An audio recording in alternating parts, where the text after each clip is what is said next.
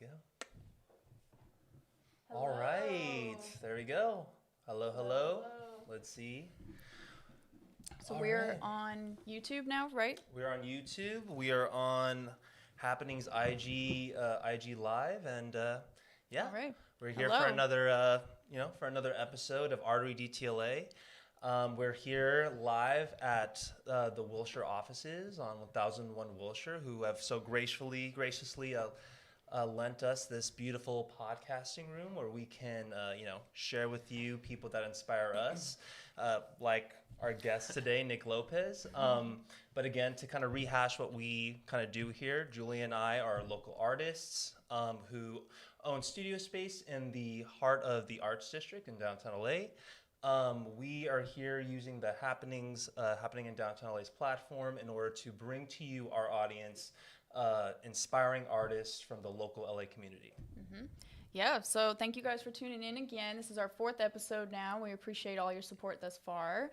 Today we have Nick Lopez, and I would call him an all-around man. I would say that he's a craftsman. He makes beautiful handcrafted furniture. He is a sculptor. He is a painter, I would even say, in many ways. Square. He can paint a square. He's a contractor, and I think he's been doing contracting the longest, right? Correct. Working on houses, construction, and building furniture and all kinds of sorts for the internal and the external. Yep. Correct? Correct. Correct. All right. So we're here to dive deeper about him and his time. He is in the same complex as us at Big Art Labs, and we've been kind of passing by him working on his work outside and inside. And so now we've brought him in so we can learn more about him and hopefully inspire you to dig deeper into his life and learn some more beautiful, artistic, and creative things that you might not have known before. Maybe make some things yourself. There you go. So here we are. All right. Thanks, Here Nick, for inspired. coming in. Thanks for coming in, man. Yeah, thanks for having me. No, of course. So, I mean, talking about us, I guess first getting to see you or just have you be on our radar. I remember I saw you outside and you were polishing those concrete blocks. Back in the day, and I was like, "What? This guy's?" First, this guy's making so much mess. Like, what's going on here? He's like, "Oh, this guy is what making is a going mess." on? And I got to know him a little bit better from the initial impression, and he just turned out to be this amazing craftsman and artist. And I'm always picking his brain over everything I can kind of absorb from him like a sponge. And how about you? How about we start off things off with how did you first even come to Big Art? I was in need of a studio space. It's pretty simple, as simple as that. Yeah, I had a garage I was working out of for a while, and I do make a mess when I work, as you've learned, and so I was just looking for a studio where I could make noise and make a mess and not be complained at all the time. And I met someone who told me to look into Big Arts Lab because I was calling around other studios, and other studios they wanted artists, but they wanted like clean artists, photographers. That makes no sense. But, There's no such thing. Sorry, continue. So someone said that Big Arts Lab had people that made installations and whatnot for Burning Man. And I've never been to Burning Man, but I know that scene, and I figured that would be a good place to look into. Right in. Perfect. Dirt everywhere then. Literally, yeah. Oh, well. I thought, you would ask about Big Art Labs. So I guess then fast forward to today's day and age right now. So what kind of thing is this? What is this right here? It's just it's an abstract of sorts. I had some leftover pieces. These little blocks are what I made. You saw Barbie. They're what I made her out of, and I think I was just finished with her, and I had some extra pieces just to. I wanted to kind of get them out of my studio and turn them into something. Interesting. And so I just kind of freestyled that one in a couple of hours. Cool. And it's been sitting in my studio for about probably 8 or 9 months now, and it's just been collecting dust, and so I blew it off, and here it is. So is this articulate at all, right? Or no, is this kind of like a set? No, Solid. it's just okay. it's glued. Okay, so I want to kind of backtrack a little bit. So I guess to kind of expand on this, what you do, or what you had started to do was to make furniture first, right? With these little tiny Correct. block pieces. I was making furniture with bigger pieces first. How big? What are we talking? Like brick size. Bigger than a brick. Maybe like as wide as this and as like 6 inches. So 6 by 30 inches or so. And was that just for the sole purpose that you had like a bunch of salvaged wood just kind of laying around, or? Yeah, it was actually from a deck. Oh, cool. Because I do construction. I think I'd redone a deck and a fence, and so I had the deck boards were 2x6s, the fence boards were 1x4s. Oh, nice. And so I started making coffee tables and wine racks out of those pieces. And the 2x6s, I would just keep them in their form, but then cut them to length, and then just put 4 or 5 together to create a table. And then I was selling them on Etsy. But there's probably like 20,000 people doing the same thing on Etsy. And so I wanted to kind of separate myself from them a bit. And the pieces gradually got smaller and smaller and smaller. And it kind of ended up as these little blocks that you see right here. Beautiful. Yeah, if you go, we've linked Nick's website on the Happening page on a couple posts now. Yes. If you look on his website, the first picture that comes up is a bed frame that he created that's all individual little blocks. And you said that there's about 14,000 pieces there. I mean, Give or take a couple. Yeah, he has his methods of counting, so to speak, I guess. But yes, very interesting method, and very intricate, very time consuming. You have to have a lot of patience for sure for this kind of intricacies. And then eventually, to expand from the furniture, you've came up with the idea of creating these figures that you're putting on the wall. And so you have Barbie, which, is a nice voluptuous lady. And then you have Barbie's boyfriend to kind of follow that one. So tell us a little bit more about that. Barbie. She's a very big, confident woman. I guess you could refer to her as a plus size model. She's created the same way out of lots of little pieces, but I'd made a few people about as big as her that were made out of wood just like this, but they were just sealed with a clear coat, and so you could see the actual wood pieces. And I liked them, but they didn't really kind of pop as much as I wanted them to. And I had started, before I got into making Barbie, I'd made a few other just abstract small pieces that I was painting. They weren't very big, maybe like a 16-inch sculpture by, 12 inches wide. And I painted a couple of those, and I did the same thing where I painted each little piece a different color, and I really liked that. And when I was making Barbie, I knew I was going to paint it, but I had no idea what kind of time frame I was looking at as far as getting her finished. And it was very, very, very time consuming. But it actually worked out really good because right at the time the first quarantine hit, which was the beginning of or middle of March, all the work I had just completely disappeared from one day to the next. And so it was like, oh, perfect. I'll just I'll go to the studio. And I painted like 30 days straight, probably like 10 to 12 hours a day. Wow. Nice. And that's how I finished her. It's a very good outlet. Yeah. Do you ever find yourself losing patience when you're going through that kind of like an intricate process? Is there like ever a time like you're like, am I even going to finish this kind of a thing? No, I think it was just a bit harder on my eyes to stay focused on those because I'm painting little squares. They're not big. And I wouldn't.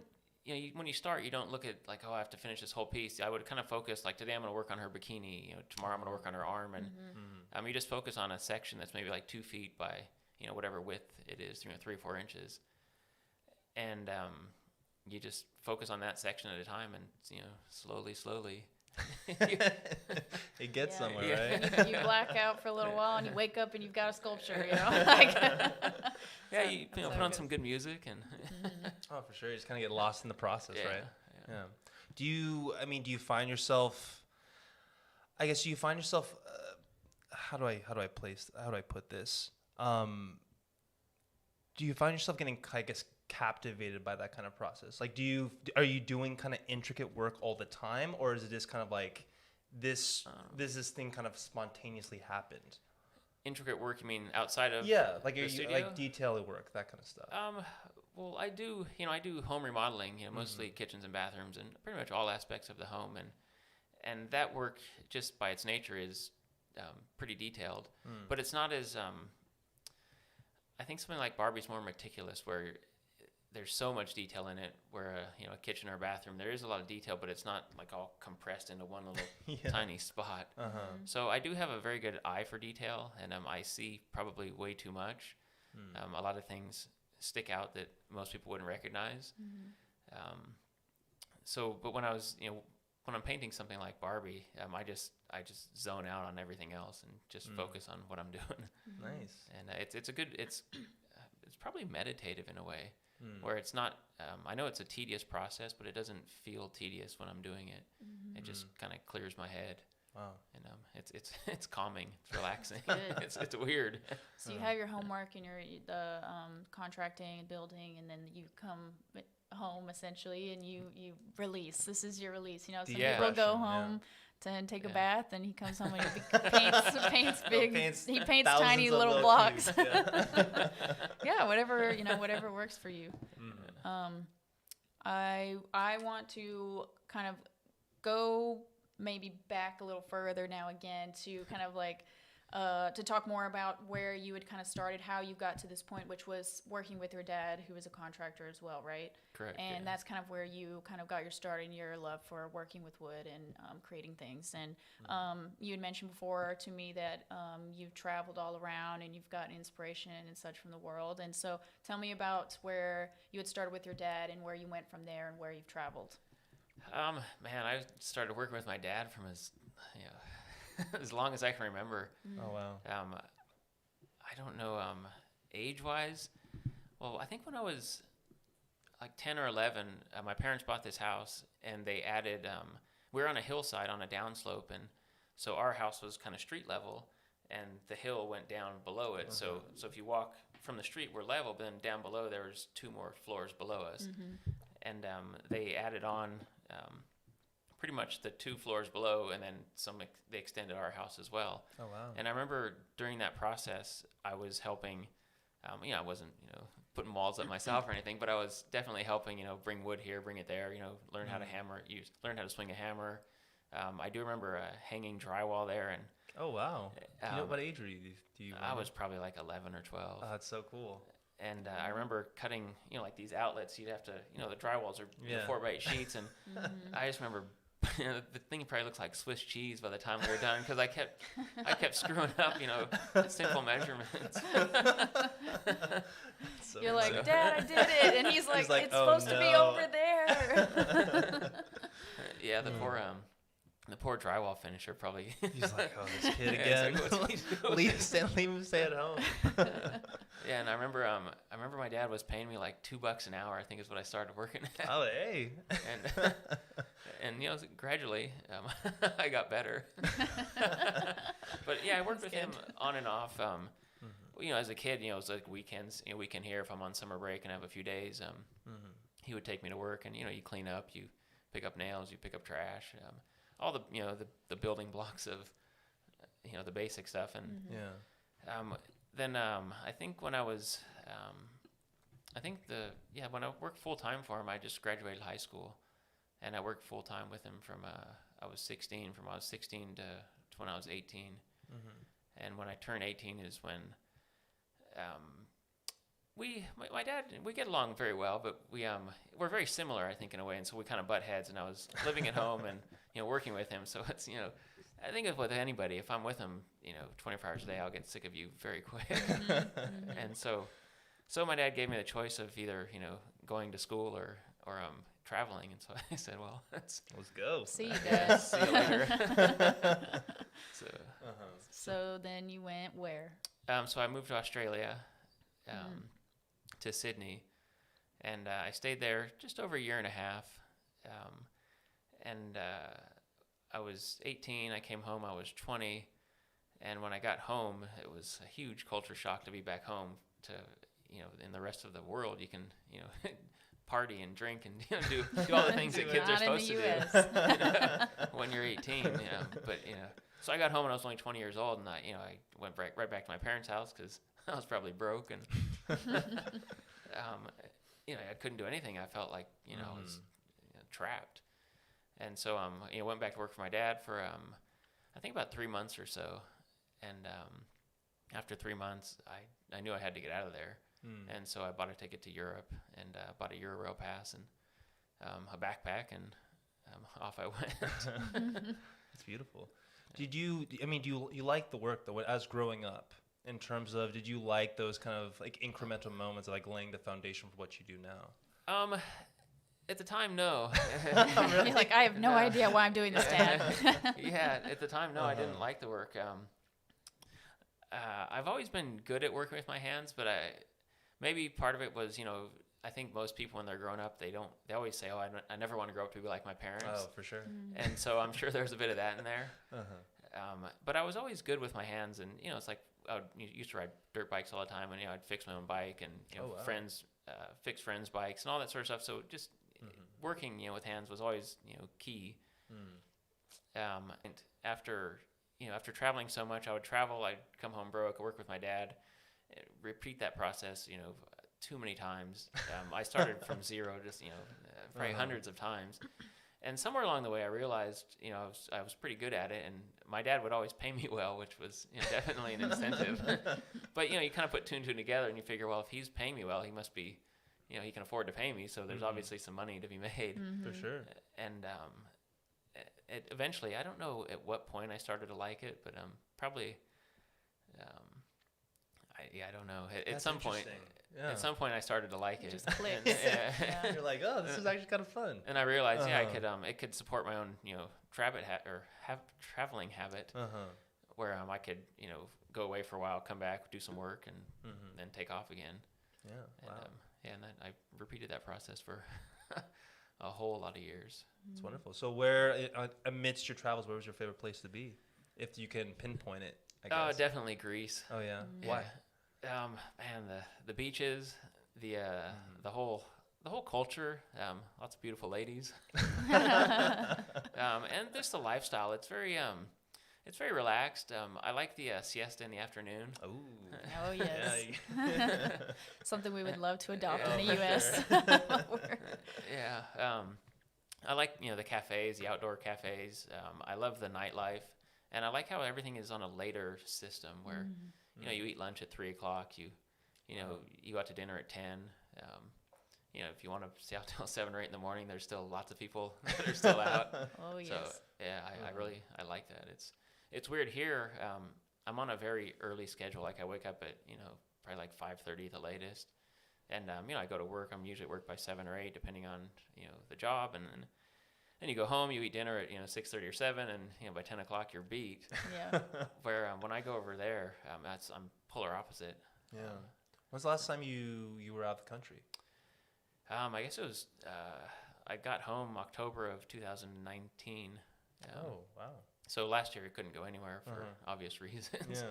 But I spent 6 weeks in Greece last year. Oh wow. So usually from middle of August to 1st of October. And that trip was just for vacation. You just visiting people that you knew, and just to relax, clear my head. Oh yes. Yeah. Do you ever see yourself moving there, if anything? Definitely.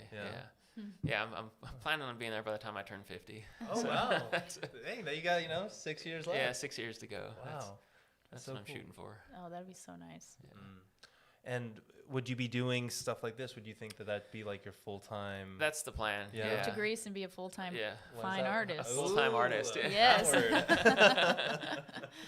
There you go. Yeah. Yeah. Now, do you specifically just work with salvaged wood? Have you tried other mediums, or are you kind of honed into this one right now? I've not specific. I mean, I've started working with concrete for the last probably close to 3 years now. So I still like the wood, but concrete seems like it's for me, it's kind of a new material. I haven't worked with it, that long compared to wood, where it's been my whole life. So I have gotten into that. And I do have some ideas on mixing the two, but I need time. And I'm assuming the contracting is taking up your time. Yeah. Fortunately, I've been very lucky. I have a lot of work.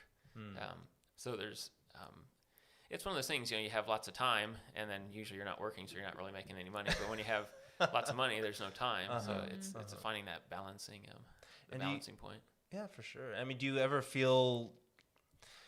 I guess do you ever feel like it's a hindrance, even though obviously it gives you ability to pursue your artistic passions and all that kind of thing. But do you ever feel that kind of that strain in terms of like wanting to be at the studio, but you're kind of at the the site, so to speak? Not that often. I'm very lucky. I have my clients are very, very, very good clients. That's awesome. And most of them, pretty much all of them, seem to appreciate me a lot, which makes a huge difference. If you're working in someone's house, you're in their space. You want a good working relationship with those people, and when you have that, it like when I'm at work, I don't feel like, oh God, I got to go to work. Like I'm happy to be there. I want to do a good job. So I wouldn't say it's a hindrance. No, it's I do enjoy what I do. Oh, that's awesome. I mean, I can see why, because I feel like or I guess maybe you can answer this question. Do you see the interplay between what you do at the construction site and then that knowledge base that you bring back to work on your art? Do you see like crossover in that kind of a way? I do, yeah, and I've actually seen crossover from one of the designers I work with. She's taken a few of my sculptures that I made and turned those into pieces that I made for people on, at their house. Really? That's awesome. So it's been, it's been good both ways. A good collaboration there. Yeah. And how did that come about? That kind of like, she's like, hey, what are you doing this weekend? And you're like, oh, I'm making this sculpture. And she was like, oh my God, this is actually amazing. Well, no, she's, it's someone I've known for a long time. So she knows my work. Oh, okay, cool. And we've had she also does interior decorating. And so her clients, fortunately, they like something that's different, something that you're not going to find, every day. And a few of her clients have given her just free rein. They say, this is what I want, just do something different. And that's worked out huge for both of us. Those concrete tiles that I was making a huge mess on, that was just it was for a huge kitchen backsplash. And the woman said, she just said, do whatever you want on this. And it was a big wall, probably is it blues and reds, oranges? Orange, okay. Yeah, blues, and it oranges, has like kind of like a nice squiggle, curved line and dots on it. Yeah, it was. It was actually a design from some West African cloth textile. Looks like it. Yeah. I'd like to mention again. I was trying to mention it that the importance of collaboration is like. Sure. I mean, I would say collaborating with other artists is important for everyone involved in the collaboration, whether it be interior design and sculpting or, bringing a contractor into a space that a painter might be, working in, and trying to figure out how to mend all of these different mediums together into one. So many things that you can learn from that and bring to the table on both sides. It's so important. Like, find people who don't work in your medium and get out there and work with them and learn some things, teach them some things as well. And it will be so beneficial. So connect, stay connected, get out there. Break out of your zone. Yeah. Do you find that, I guess, what do you find it to be the most important aspect of the collaborations you do with this designer? I mean, what is the most important aspect of it to you?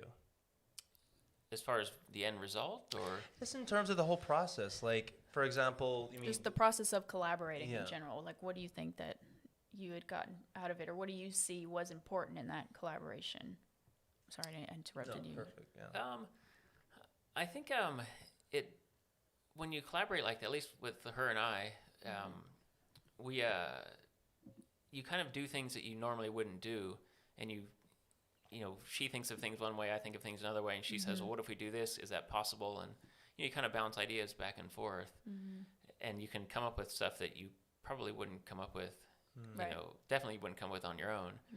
And you learn how to, do things that you learn how to do difficult things.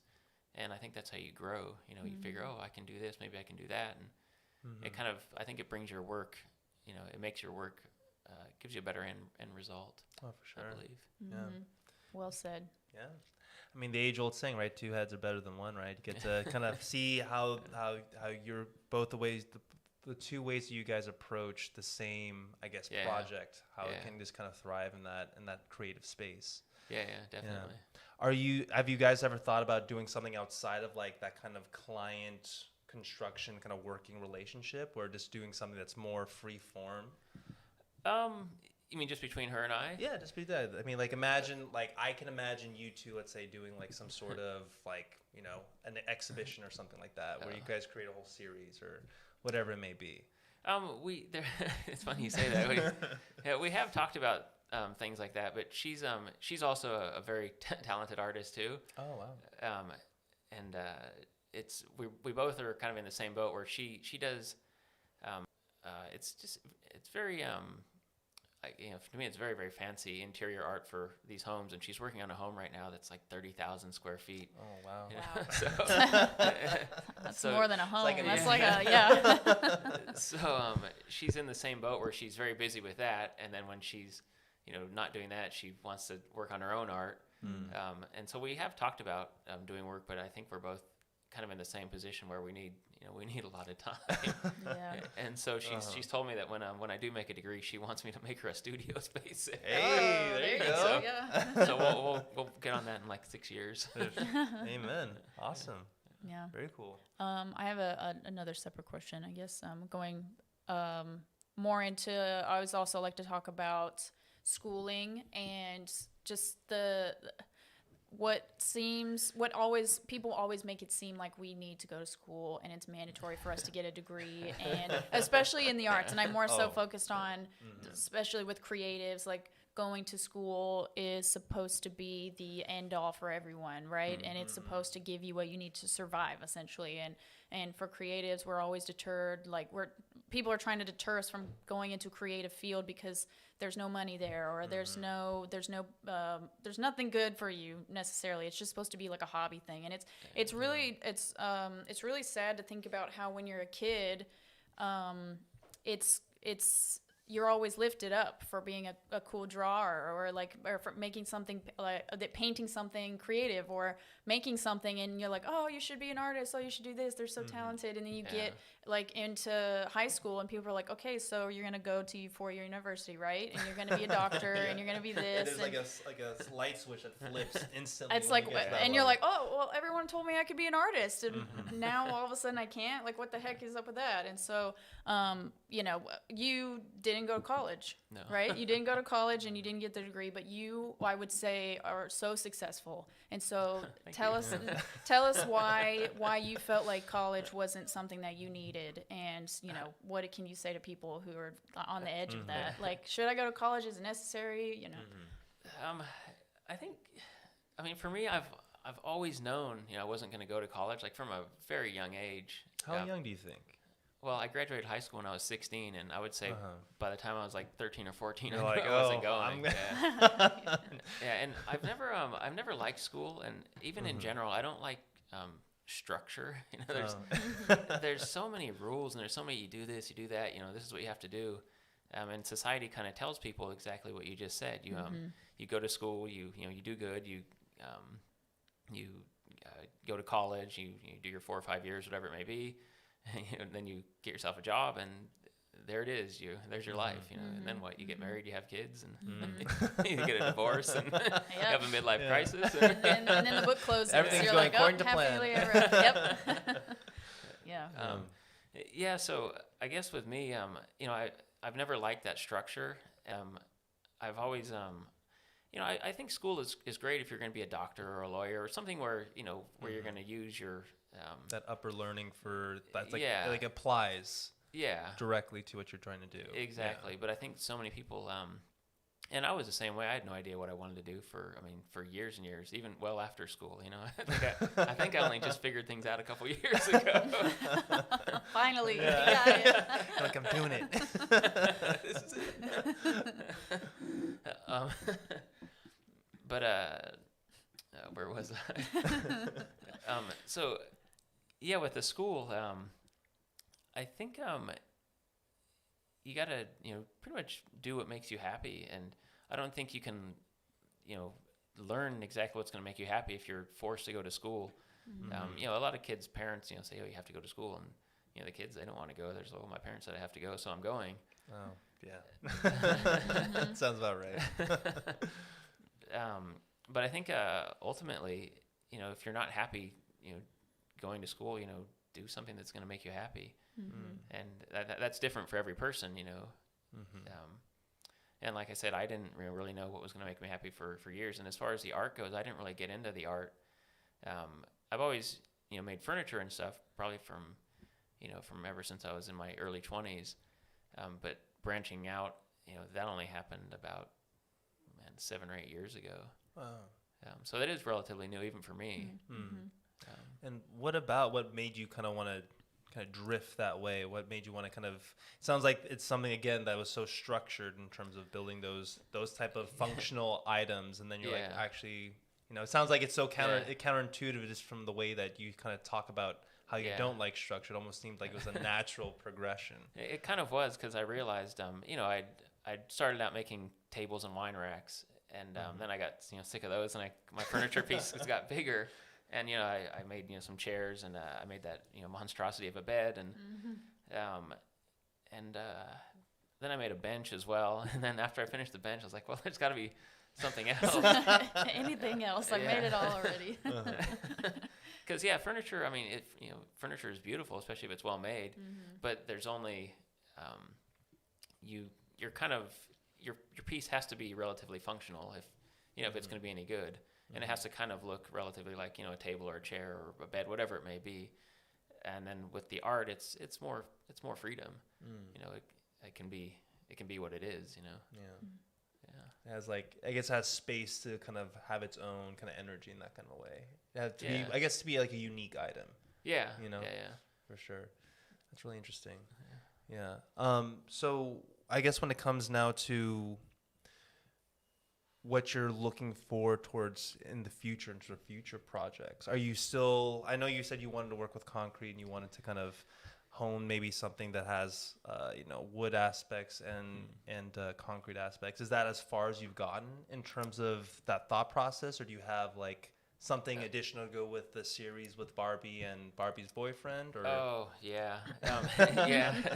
Yeah, I do. I was so yeah, with Barbie and Barbie's boyfriend, they do have a kid. He hasn't been born yet, but he's on the way. He's on the way. He's gonna be born like a 12-year-old or something like that. So, and yeah, this kid's gonna be well, the kids of today, as far as in my observation, they're addicted to their phones, and and lots of them are overweight as well, as are Barbie and her boyfriend. So this kid is going to be their kid, who's going to be a little fat kid, he's going to have his head down, staring at a phone. Wow. And he'll be of the same style, lots of little pieces, very colorful. Yeah, and I'd like to, have them all on the big wall somewhere someday. Yeah. Well, maybe we can figure out a place for him in the gallery. Yeah. We would love to have them up there. We'll be the first displayers of Barbie and Barbie's boyfriend and little Timmy or Jimmy or whatever you decide to name him. Bubba. Little Bubba. Very cool. Yeah. Do you have I guess when it comes to when you decided to do this whole series, you said it comes from your observations, it sounds like. What made it, what inspired that? Yeah, well, the first, I guess what inspired Barbie was, I think I'd showed you guys pictures of the two big people I'd made before them. Yes, you did, yeah. And what inspired, I made the woman first, and the reason I made her is because if you look at, all advertisements and, TV commercials and magazines, and, when people are selling a product, they put the quote unquote sexy woman there with the perfect body, and that's what sells, and which is great, but it's kind of it's so overdone. It's like, not representational of today's like the society. Yeah. It doesn't include everyone. No, and so I wanted to do something just kind of opposite of that, and that's how the first one came out. And then when I made her, she obviously needed a significant other, so I made the guy. So when I wanted to make Barbie, it was kind of the same. It was, let's see, backing up a step. I had done a couple shows with those first two, and they were very well received. It kind of surprised me. When was this? Yeah. I was in Santa Monica. It was the West Edge Design Fair. Oh, cool. And that was in. Sorry, go ahead. That was in 2017. That was with Barbie and Barbie's boyfriend? No. Really? No. It was with the first two. Oh, Yeah, the first. Okay, I was like, you just finished Barbie's boyfriend. I'm like, wait a minute. You went back in time. I hadn't told you about that. Okay. Sorry, continue. With the Barbie, it was kind of drawing on the same idea, but excuse me, it was also with my observation of what I think how lots of women today are looking, and then there's the idea where there's plus size models and women, how they're becoming the dominant force in society. There's more women in the workforce than there are men now. And actually women are, I don't have my statistics exactly correct, but they are, they're better educated than men. Oh, wow. And right on. Yeah. You're like, damn right. Yeah, and I think education and healthcare, they like dominate those industries, and so they're becoming like a matriarchal society. And so when I made Barbie, she's this big confident woman, and her color scheme kind of shows that her arms are a bit more masculine because I believe she's wearing the pants. And she just her pose, she's confident. But then if you look at the guy, there is no plus size male models that I've ever heard of. And he's kind of just this big, he's like it's like a blob. He's like a blob. He just threw in the towel, and he takes his cues from his, from Barbie. That's why he has no name. He's just known as Barbie's boyfriend. Oh my God, that's so funny. Wow. That's a very good statement to make, I think. I think it's accurate. Yeah, I would say so too. I mean, I'm sure there's probably some people out there who are like, I disagree. It's still a patriarchal society, and But I think that's the women need to interesting stay in their place. Yeah. Unfortunately. Yeah, but also on that, even with kids, there's again, I don't know, I didn't do my research for this interview, but I know lots of women now, I don't know, we're talking 10-15%, I don't know what it is. They're having kids on their own because they're not waiting for a man. They're just going to a sperm bank, right. and oh wow, and that's becoming a thing. Wow. Yeah, Mm-hmm. yeah, it's Interesting. a fact. Now, are these? I guess when you take that observation and you apply it to your piece, is that are you trying to make a firm statement on it, or is it just like an observation? I think to me it's just an observation. I think I might have, I'm pretty much, live and let live. People want to, do what they're going to do. They're going to do it anyways, whether you want them to or not. So I think it's just, I'm not trying to change anyone's mind or views or anything. I'm just making an observation. Yeah. I think that makes a great piece to begin with. Yeah. It's already such a pointed look at what's happening in society, and then I think it's great to like allow the viewer to make up their own mind when it comes to what that's supposed to be saying. Yeah. And some people will really like it, some people won't, but that's life. That's art. You can't please everybody. Yeah, that's true. Yeah. It's such a luxury as an artist. We all tend to get in our heads a lot of time though, like staring at our own pieces and looking at them and telling yourself like, oh, it's not good enough, or oh, it's not this, and nobody's gonna like it. But it's just we're not always making things for ourselves. Sometimes we are, but they're. What was I trying to say now? Where the beauty, the luxury of art is that you can make whatever you want, regardless of whether or not it makes a statement or not. And it doesn't have to be for everybody. And yeah, I think, like I was saying, I was just mentioning that it was a luxury, and I was super happy to be like where I am, and that I can make what I want, and you know, whether it pleases or not. Mm-hmm. Yeah, that's a good thing about having a quote unquote real job. Also, is that I don't have to. I don't like it. Yeah. Come back to That's good. Yeah, so it is a luxury. Yeah. How did you like the experience? I didn't know about that. You had shows with those previous pieces. How did you like that experience? Is it something that you'd want to replicate? Well,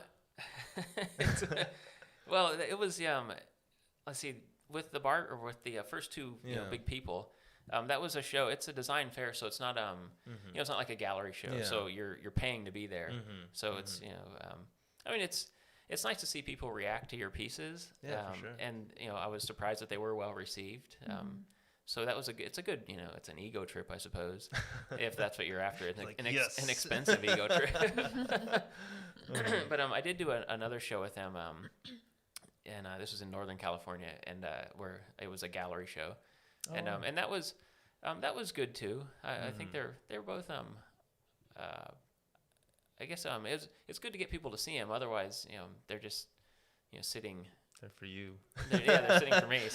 So yeah, I do want people to see them. I don't have to physically be there or not, but yeah, I do want to be able to exhibit these somewhere at some point. Mm-hmm. Yeah. What inspired? I guess what drew you to let's say for the Northern California show, was that something that you approached them, like you approached that gallery, or that they had seen your work, or how did that whole process work out? How did that work out? Someone approached me, and then it was this woman that was setting up kind of like a collaborative. It was kind of like a workspace, but like I couldn't, the work I do there, I couldn't do it there. It was more like a fine artist space, I suppose. Yeah. Clean artists, as I call them.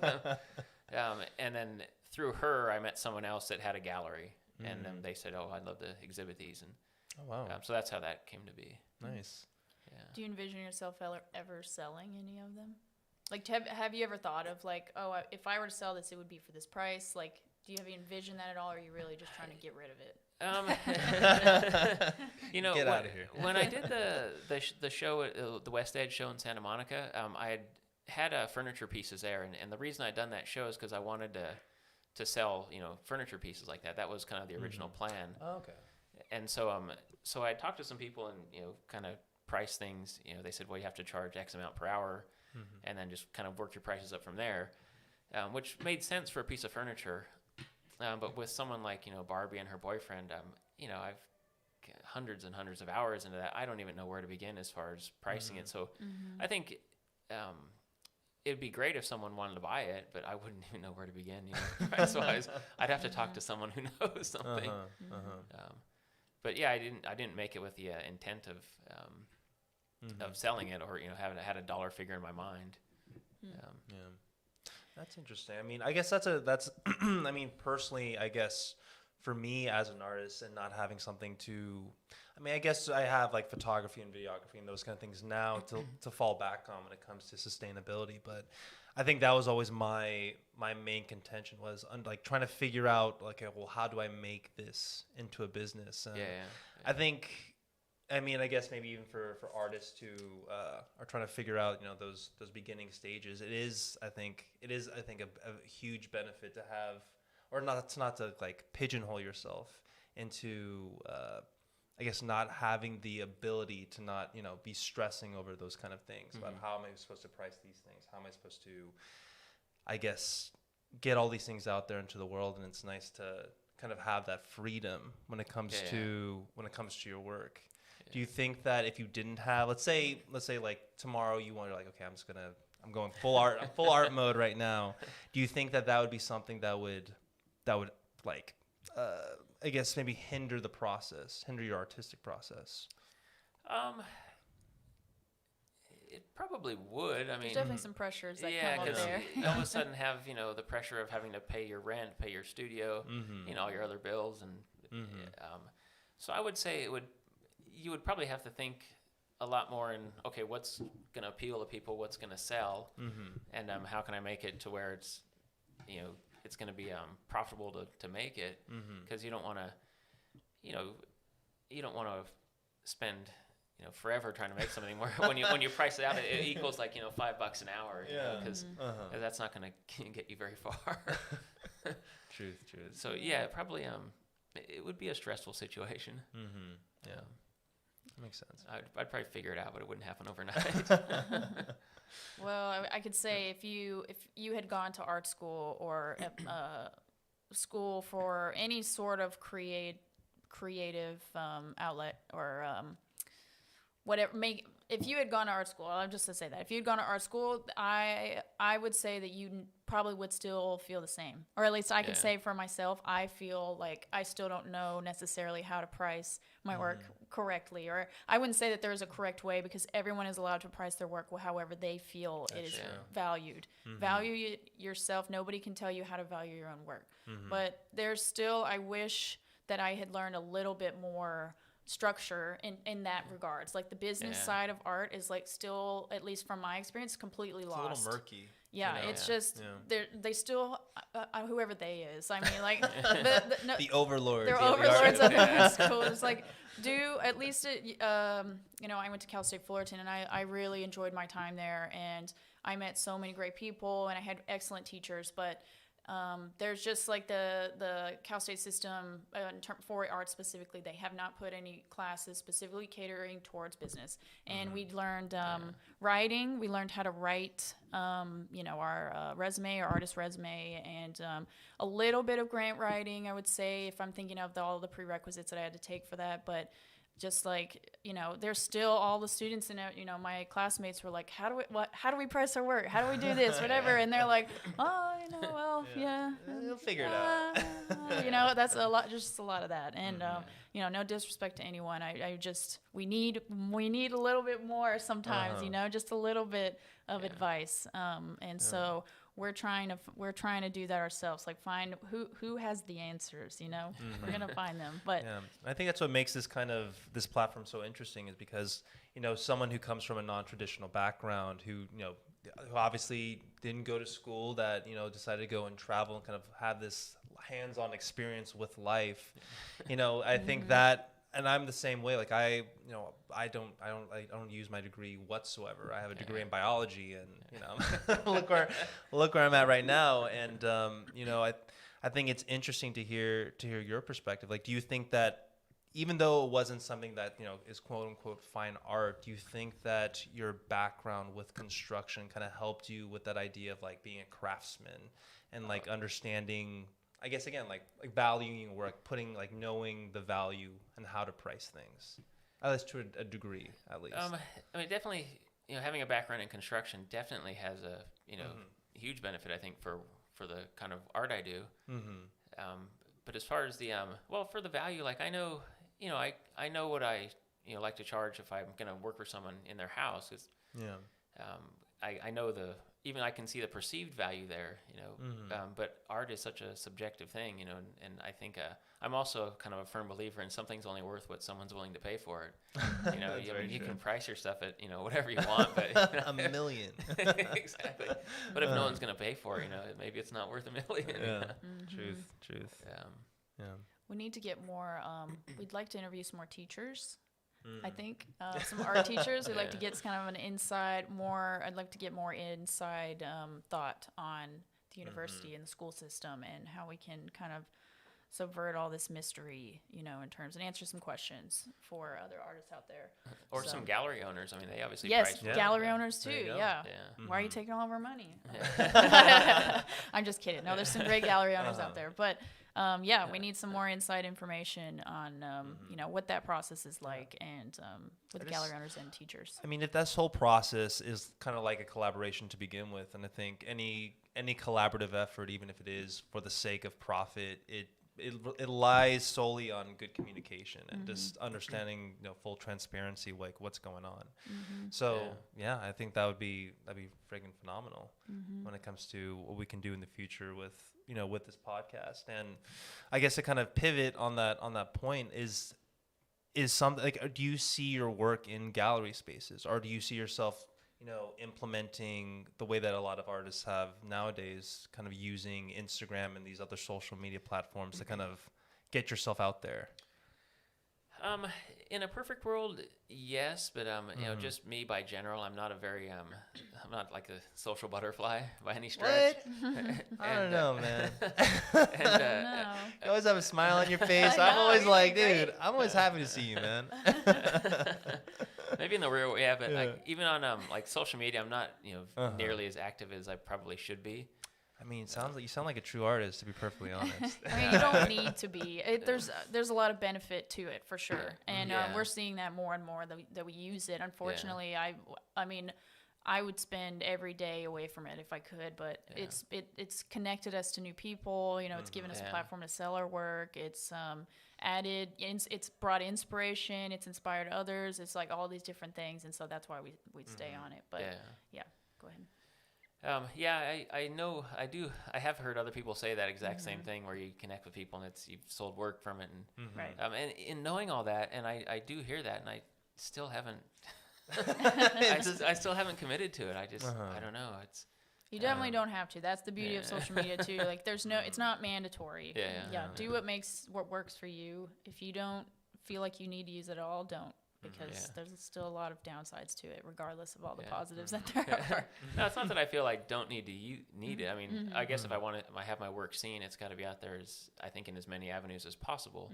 Yeah. So I know that's probably a beneficial thing, but for some reason, It's just, it doesn't click. Yeah, it's like, everyone knows what they should do, what they're supposed to do, but Do you feel not everyone does it. resistance toward it? Like, is it that kind of thing? Or is it just like, again, it's like that knowing that you need more time to kind of flesh out maybe what that is? I think I'm just a dinosaur in a lot of ways. So we could say just like maybe just lack of understanding on like filters. It's like I don't know how to make my face from like, yellow to purple. Like whatever. Technology. Exactly. Yeah. It's a young man's game. I mean, I guess it's true. Yeah.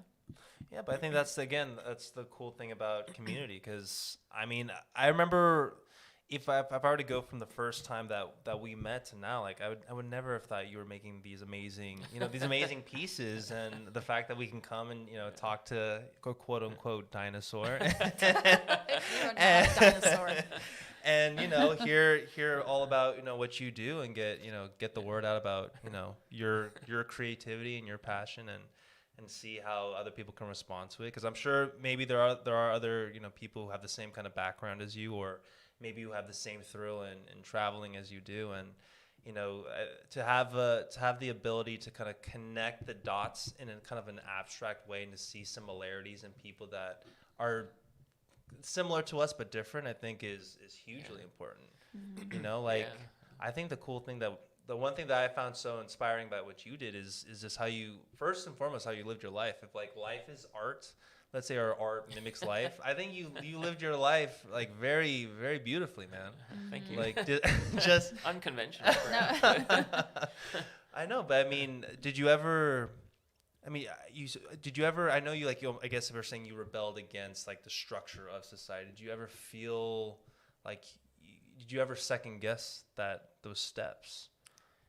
No, I've always questioned why everyone conforms. Oh, Ooh, we interesting. have nonconformists Yeah. here. Yeah, I mean, why so many people do what you're, quote unquote, supposed to do? I've never understood that. Wow. And do you think it comes from your family, or is that just you? Is this kind of like ingrained in you?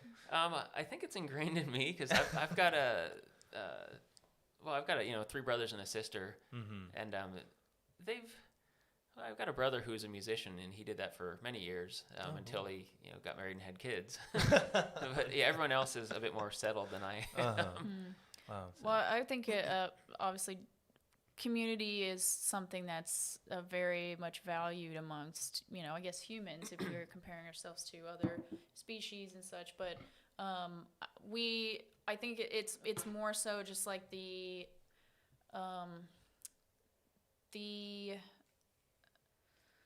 nobody wants to be left out.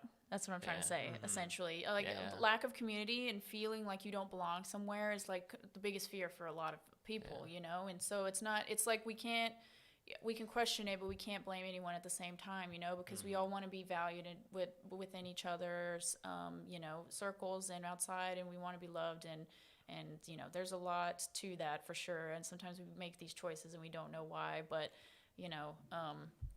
Yeah, we just, I guess we're more so encouraging everyone to maybe try doing something that they didn't, that they always thought they wanted to do, or, you know, like go against the norm, and, you know, it might work for you. Like you might find something that you love out of it. I would go farther than that. I think that if you're called to something and you have, it takes a certain, I think it takes a certain level of trust. And maybe that's where it comes from, is that a lot of people don't trust themselves to kind of follow through with, you know, where life could be taking them, you know, and maybe that's something that you always had with yourself, is that you kind of trusted that, I don't know, that gut instinct of where you were going. I do always trust my gut, and I do know that, you know, the kids who I grew up with, they did the more, you know, traditional route, and I think, you know, a lot of it comes from traveling. You know, when I was, you know, when I left, you know, I was only 18. You know, I moved to Australia. You know, obviously to get there, you know, I saved up money working with my parents or with my dad, but when I was over there, you know, I survived on my own. You know, they didn't, you know, support me financially, and I think, you know, maybe from something like that, you realize, you know, to make it in the world isn't that hard. You know, you pull yourself up by your bootstraps. You know, you just get, you know, it's you kind of take responsibility for yourself, and I think a lot of it nowadays is people want a handout. You know, they want, it's like an entitlement society where people don't trust in themselves that much. I don't know what it is, you know. Well, I think we could end there then. I think on a good note, trust yourself, trust your gut, do what you feel is best, you know, for your life, and, you know, don't be scared to go against the norm, like we were saying, because you could find something that you love at it. You could find the structure that you might be looking for within yourself, and, you know, get enjoyment from life. That's what we're trying to say. There you go. You only get one. Only get one life. Truth. Yeah, I think we need to end there. We're hitting the top of the hour. Oh, wow. Look at that. We got an hour. Hey. I guess one of the last things that we want to leave you with is that if you want to see more of Nick Lopez's work, you can go to his website, which is nicklopezstudio.com. And is that your same Instagram handle? Instagram. Yeah, at Nick Lopez Studio. Is there any fancy underscores or any of that kind of stuff? Or okay, I don't think so. Yeah, so full Nick Lopez Studio. Yeah. Thank you guys for tuning in. Thank you to Happening Studios always for having us. Thank you to Wilshire 1001 for hosting us here at the space. And yeah, I think next week. Sorry, I was gonna say thanks for having me. Yeah, of course. Yeah, thanks for having us. We're gonna try to have Miguel Felipe on next week. He works at Trader Joe's as a full-time artist, and I know there are a lot of people out there who would love to know the mystery behind, you know, Trader Joe's. All the artistry behind art mystery, but he's also a painter. He's a wonderful painter as well in his own time. So, and a printmaker. So yeah, we're gonna try to learn from him, and yeah, we'll see you guys next week at 7 p.m.